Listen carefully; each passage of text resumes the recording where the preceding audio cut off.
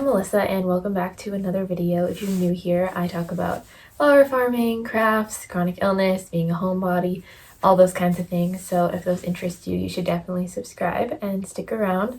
Today I'm going to be talking all about lessons that I have learned since having a chronic illness.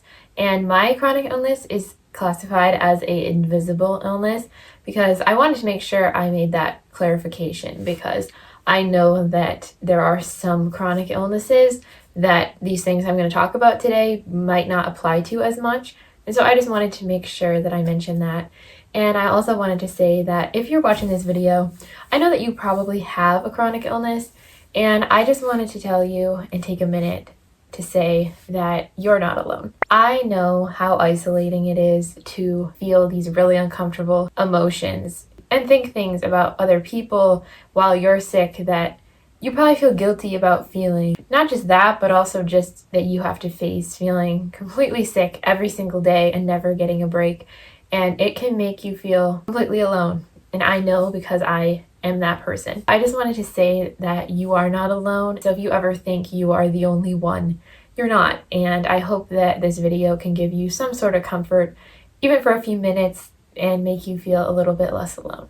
The first lesson is that no one is coming to save you. This is a really hard pill to swallow, but if you have a chronic illness, you know there comes a point, especially if you have an invisible illness, you have to accept that no one's coming to save you. And I think for so long, I just always was looking for the next doctor, the next thing, the next supplement, medicine, the next person, anything that was going to somehow save me and get me out of this spot that I was in and these feelings that I feel every single day. And I finally came to this point of just realizing that no one is coming to save me. I am responsible for myself and for my health. And if I have done all the things and gone to all the doctors, there comes a point where it's up to you. And you have to search out and find answers for yourself and not rely on when other people are telling you information that just doesn't sit right with you and you just feel like is not what's going on. I just realized that I had to take it all into my own hands and do the things that made me feel better and do the things that I knew were the path I needed to take. It can be really scary to realize that, because for so long I thought that if I just found the right thing, something or someone was going to save me from my illness. And I came to realize finally that that was never going to happen. The only things that could save me at this point are God and myself. And just the actions that I take every day to try and get better.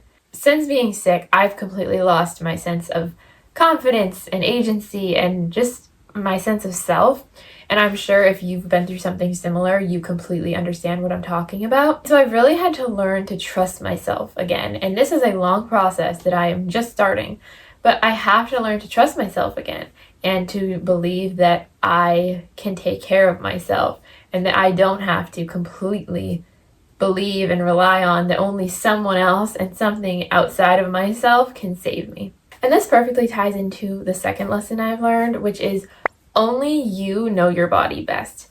I went to so many doctors. I went through almost a year of vestibular physical therapy, and all these things I could tell were not helping me. I could tell these medications weren't sitting right with me and they were making me worse. I could tell my physical therapy was not helping me, but somehow I just always believed the professionals knew better than I did.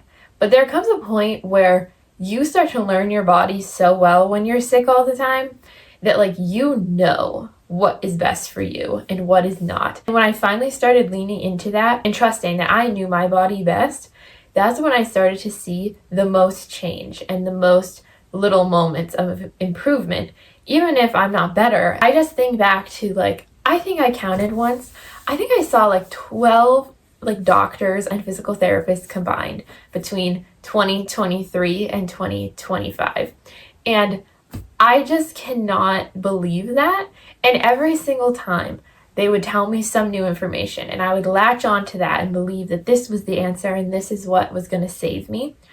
But then I finally came to realize that 90% of the time they ended up being wrong. Finally, the last neurologist I saw diagnosed me with what I believed I had had the whole time, by research and learning myself and just the experience of that I was having, I had figured out long before the doctors did what I had. I never want you to sacrifice your sense of your own body and knowing yourself just because somebody's telling you some other information. I truly believe that we are the only people that know our body best. Never let someone else tell you otherwise. Like, sure, there comes a time where a doctor might know something that you don't, obviously, like they're doctors.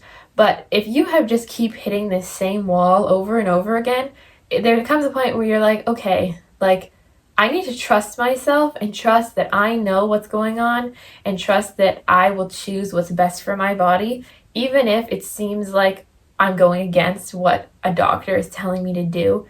You need to do what's best for you in the end and what's going to make you more comfortable. Doctors forget that we have to live with these things every day. And so they could tell us, oh, go to this physical therapist that makes you feel 20 times worse twice a week. But it's like, okay, you don't have to like suffer through how I feel afterward. And don't get me wrong, I do want to add that there are certain things that you have to do that are uncomfortable. And so your body might be screaming at you not to do it, but you know subconsciously that this is what you need to do to recover. And that's a totally different story than what I'm talking about here. I'm talking about really big, drastic things that you just know in your gut are not what you should be doing to address your own health.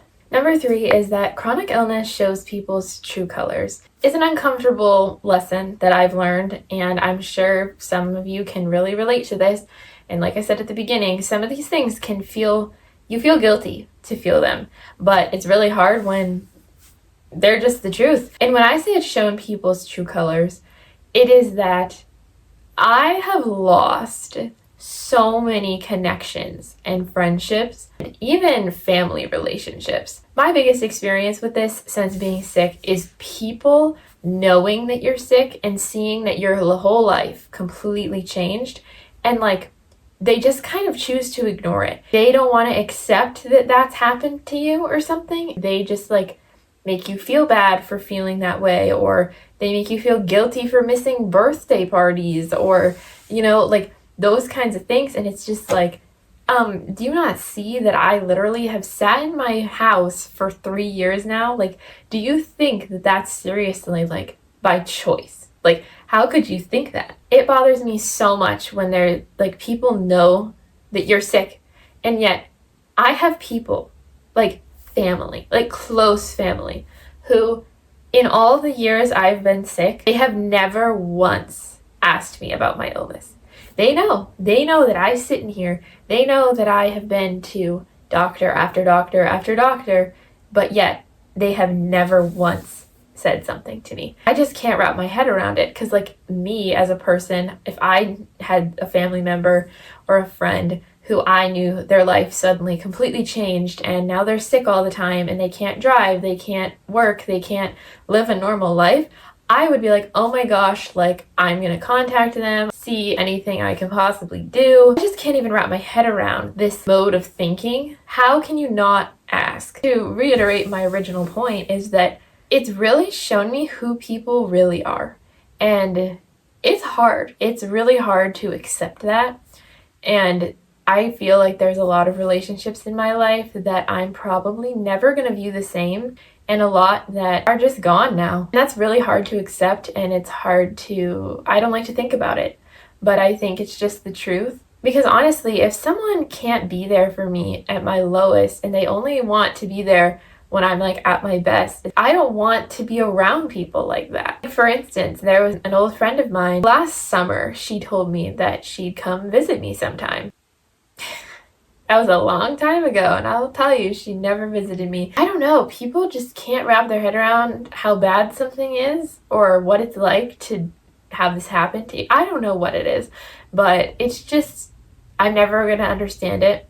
And I know this is probably a very common thing to feel for people with chronic illness, and just this experience of feeling alone. You can't believe the true colors of people that you thought cared. It's a really heavy weight to carry. If you feel that way or have in the past, I'm really sorry. It is literally the worst feeling. I spent a good chunk of the first half of my illness just being devastated that people weren't there for me. Of course, I don't want to say that none were. Like, obviously, there has been some people who have stood by me, have been supportive and kind and loving, and have been there in any way they can be. But there's always those people. So while it's hard, I feel like there's almost this part of me that enough time has passed, I think I can now stop and look at it from a different perspective of, okay, part of me is almost glad that I got to see that this is how these people actually are, and that this is how they would treat me in my lowest point, because I feel like it changes a lot of how I move forward with them in the future. It's hard and it's painful, but it's just the truth, and that's why I said this video has some uncomfortable truths. Number 4 is that you have to try to not let your illness become your only identity. This I might get some hate for, because I know a lot of people in the chronic illness world, their illness is everything to them, essentially. And when I joined this world that I did not want to join, none of us do, when I became sick and I was seeing more YouTube videos and podcasts and just material on being chronically ill, I was really stunned by how many people become their illness, in that I feel like they kind of just let everything else about them be forgotten. And I confess, I have 100% fallen into this trap. When you're sick every day and you just feel like this illness is all that you are, it is really easy to feel like you are nothing else than that. Something that I have tried so hard more recently is to remember how I am so much more than this. The people that are still here and the people that do still care, they show me how I am not just this. They can still remember the me before this, even when I can't. And sometimes those reminders help. It's really hard to maintain a sense of identity when you lose everything that you knew about yourself. I've tried to latch on to the little things that I still have that are and always were a part of me. Like, for instance, before all of this happened, I was a very active person. I worked out all the time. I was always hiking. I was always doing all those things. But after I got sick, I can't do all that stuff now. I was like, well, who am I without that huge part of myself? But then I've tried to hone in more on the other parts of me that are still there, even if they feel different. Like, I've always been a very artistic, crafty artist soul, so to speak. And so I've really tried to lean into that side of myself more since I've been sick. And it's been a good reminder that, like, the Melissa I knew is still here. She's just different now. And of course, I hope someday those parts of me return. But for now, I'm trying my best to not be like, I'm just the girl with the chronic illness. I never want to be known as that. And that's actually been a really hard thing for me to balance on my YouTube channel, because I want to talk about chronic illness, and I do, but I don't want it to become my identity on here either. I want people to feel less alone and to spread awareness for certain conditions and everything. But I don't want to be like the chronic illness girl. That's just not what I ever wanted to be. So I've been having a hard time balancing the two and kind of know how to with my YouTube channel, and honestly with my whole life. So I say this not in a way that I've solved this or that I have reached and fully grasped and accepted all of these lessons that I've learned. These are just thoughts and my journey of healing and being in this season of life. And the last lesson that I'm going to talk about today, because I could kind of go on forever, so I'm just going to cut it here. The last one is that your bravery is not defined by other people's perceptions of you. This one is kind of hard to explain, but I feel like if you're like me, I don't even need to explain.